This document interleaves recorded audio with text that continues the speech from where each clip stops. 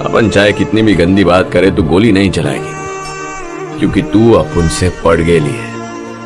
तू अपनी माँ को, अपने बाप को, अपनी जात को छोड़कर अपने साथ चलेगी। अपन को पता है जब प्यार होता है तो ऐसा ही होता है ना। मैं तेरे से प्यार करूं ये हो ही नहीं सकता, समझा? तू अपन पे मरती है रे, अपनी बातों में फंस गई है तू।